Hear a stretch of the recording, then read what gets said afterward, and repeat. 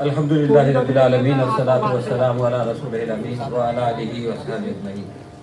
اعوذ باللہ من الشیطان الرجیم، بسم اللہ الرحمن الرحیم۔ کلمۃ اللہ ہی العلیٰ واللہ عزیز الحکیم۔ دوستو، میں نے جو آیت قرآن مجید کی آیت کا جو حصہ آپ لوگوں کے سامنے پڑھا، اس میں اللہ تبارک تعالیٰ ارشاد فرماتے ہیں کہ اللہ کا بول تو اونچائی ہے۔ اس دنیا میں الٹیمیٹلی اللہ کا بول ہی بالا ہوگا، اور ایسا کرنے کے لیے اللہ تبارک تعالیٰ زبردست بھی ہے اور دانا و بینا بھی ہے۔ دوستو، ابھی معراج بھائی خلافت کا حوالہ دے رہے تھے، میں اس کو تھوڑا سا آگے بڑھا کے خلافت تحریک پر لے کے جاتا ہوں۔ وہ خلافت تحریک جو اسی بمبئی سے اٹھی تھی، وہ خلافت تحریک جس کو مولانا محمد علی جوہر نے شروع کیا تھا، ان کے ایک شعر سے میں اپنی بات شروع کرنا چاہتا ہوں۔ ان کا شعر ہے: دور حیات آئے گا قاتل قضا کے بعد، دور حیات آئے گا قاتل قضا کے بعد، ہے ابتدا ہماری تیری انتہا کے بعد۔ تو دوستو، یہ جو ظلم کی انتہا ہو رہی ہے، اس انتہا کے بعد ہماری ابتدا ہوگی، یہ کہہ رہے ہیں مولانا محمد علی۔ مولانا محمد علی جوہر یہ کہہ رہے ہیں کہ یہ جو قضا ہے، ان قاتلوں کی جو قضا ہے، اس کے بعد ہمارا دور حیات آئے گا۔ دوستو، مولانا محمد علی جوہر کی یاد اس وقت آئی، اس کی ایک خاص وجہ۔ 1930 میں مولانا محمد علی جوہر انگلینڈ گئے گول بیس کانفرنس میں شریک ہونے کے لیے، تو انہوں نے کچھ تاریخی جملے کہے۔ چونکہ فلسطین میں ایک آزادی کی جنگ چل رہی ہے، فلسطین جو ہے وہ اسرائیل کی غلامی سے اپنے آپ کو آزاد کرنے کی جدوجہد کر رہا ہے، تو اس تناظر میں آپ یہ دیکھیں کہ مولانا محمد علی جوہر نے کیا کہا تھا۔ انہوں نے کہا تھا کہ میں جس مقصد سے یہاں آیا ہوں وہ یہ ہے کہ میں اپنے ملک کو اسی حالت میں واپس جا سکتا ہوں جبکہ میرے ہاتھ میں آزادی کا پروانہ ہوگا، ورنہ میں ایک غلام ملک میں واپس نہیں جاؤں گا، بلکہ میں جو ہے وہ ایک غیر ملک میں دفن ہونا پسند کروں گا جو آزاد ہو۔ دوستو، 1931 میں مولانا محمد علی جوہر کا انتقال ہو گیا، اور ان کو دفنانے کے لیے بیت المقدس لایا گیا۔ مولانا محمد علی جوہر کی لاش ہندوستان نہیں آئی۔ مولانا محمد علی جوہر کو یہ گوارا نہیں تھا کہ وہ ایک غلام ملک میں دفنائے جائیں، تو ان کی تدفین بیت المقدس میں ہوئی 1931 میں، اس لیے کہ بیت المقدس اس وقت آزاد ملک تھا۔ تو دوستو، آزادی کی جو اہمیت ہے وہ یہ ہے، اور خود ہمارا اپنا ملک اس وقت جو ہے وہ غلامی کی زنجیروں سے جکڑا ہوا تھا، اور وہ اپنے ملک کو آزاد کرانا چاہتے تھے۔ تو یہ تو ہمارا تعلق ہے ان لوگوں کا تعلق جو ہندوستان کو آزاد کرانا چاہتے تھے بیت المقدس سے۔ 1938 میں ہندوستان کی آزادی کے سرخیل جو ہے وہ گاندھی جی تھے۔ انہوں نے یہ کہا کہ فلسطین اسی طرح عربوں کا ہے جیسے انگلینڈ انگریزوں کا ہے اور فرانس فرانسیسیوں کا ہے۔ ایک دم کلیئر سٹینڈ، اس کے بارے میں کوئی کنفیوژن نہیں کہ وہاں پر کسی اسرائیلی کا کوئی حق ہے، کسی یہودی کا کوئی حق ہے۔ یہ صاف بات جو ہے وہ گاندھی جی نے کہی تھی۔ اس کے بعد اسرائیل کو بنا دیا گیا، جو کچھ بھی سازش کر کے ابھی آپ لوگوں کو بتایا گیا. لیکن جب اسرائیل کو اقوام متحدہ میں جگہ دینے کی بات آئی تو اس کی مخالفت پنڈت جواہر لال نہرو نے کی.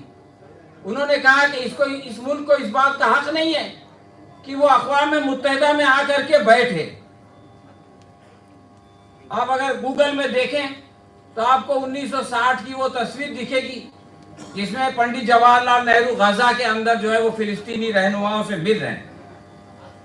دوستو 1974 میں فلسطین کو اقوام متحدہ میں آبزرور کے طور پر لیا گیا، اور اس وقت جس ملک نے سب سے پہلے اس کی جو ہے وہ اس کو قبول کیا، جس کی حمایت کی کہ فلسطین کو وہاں لینا چاہیے، وہ ہندوستان تھا. 1977 میں جنتا پارٹی کی سرکار آ گئی، اٹل بہاری واجپئی وزیر خارجہ ہو گئے، تو انہوں نے یہ بات کہی کہ عربوں کو وہ زمین عربوں کو ملنی چاہیے اور اسرائیل کو وہ زمین خالی کرنی پڑے گی جس پر کہ انہوں نے غیر قانونی طور سے قبضہ کیا ہوا ہے. تو دوستو یہ تاریخ میں اس لیے بتا رہا ہوں کہ ہمارے وزیر اعظم اس تاریخ کو 7 اکتوبر کے دن بھول گئے تھے. اگر یہ تاریخ ان کو یاد ہوتی تو ان کا وہ ٹویٹ نہیں آتا جو اسرائیل کی حمایت میں آیا تھا.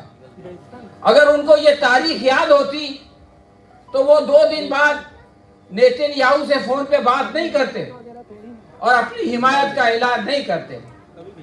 تو دوستو اس تاریخ کو یاد رکھنا اور اس تاریخ کو سارے لوگوں کو بتانا کہ ہندوستان کی یہ روایت رہی ہے کہ وہ مظلوم کے ساتھ رہا ہے. ہندوستان کی یہ روایت رہی ہے کہ وہ ظالم کے خلاف رہا ہے. ہندوستان کی یہ روایت رہی ہے کہ وہ ان لوگوں کے ساتھ رہا ہے جو کہ آزادی کے لیے لڑتے ہیں. تو وہ جو روایت ہے ہماری، اس کو جاری رکھنا بہت ضروری ہے. دوستو ایک بات اور میں کہنا چاہتا ہوں.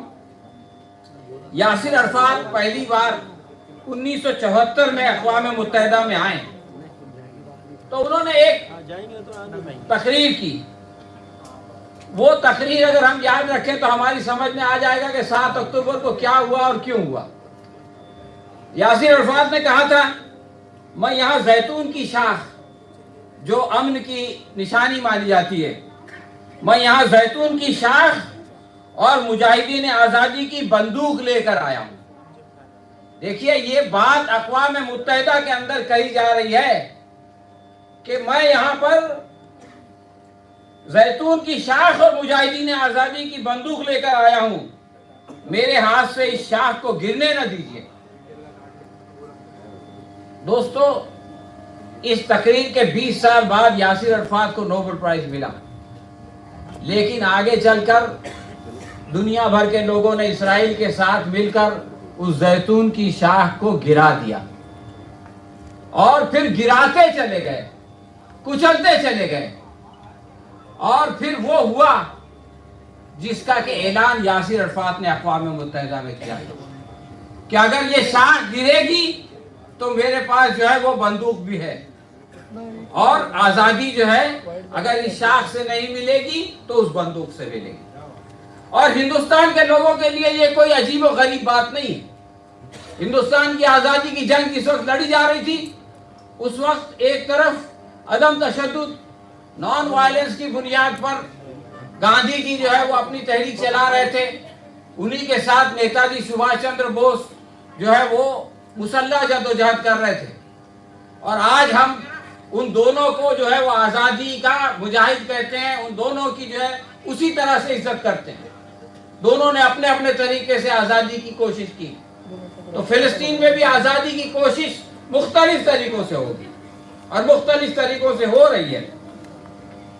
اور اس دنیا میں دنیا کی تاریخ اس بات پر گواہ ہے کہ اللہ تبارک تعالیٰ ظالموں کو کچھ وقت کے لیے مہلت دیتا ہے تاکہ وہ اپنے ارمان نکال لیں اور اس کے بعد ان کی رسی کھینچ لیتا ہے. دنیا میں ہمیشہ کبھی بھی جو ہے وہ ظلم کا راج نہیں رہا. ظلم کا اندھیرا ہمیشہ نہیں رہتا. تو اب ایسا لگ رہا ہے کہ اللہ تبارک تعالیٰ ان کی رسی کھینچنے والا ہے اور فلسطین میں آزادی کا جو سورج ہے وہ طلوع ہونے والا ہے. ہم اللہ تعالیٰ سے دعا کرتے ہیں کہ وہ صبح جلدی آئے اور فلسطین کے لوگ آزاد ہوں، اور یہ جو ظالم طاقتیں ہیں جو کہ لوگوں کا اپنا غلام بنانا چاہتی ہیں، جو کہ لوگوں کا خون بہانا چاہتی ہیں، وہ جو ہے کیفر کردار تک پہنچے. ربنا تقبل منا انک انت السمیع العلیم وتوب علینا انک انت التواب الرحیم وآخر دعوانا ان الحمد للہ رب العالمین.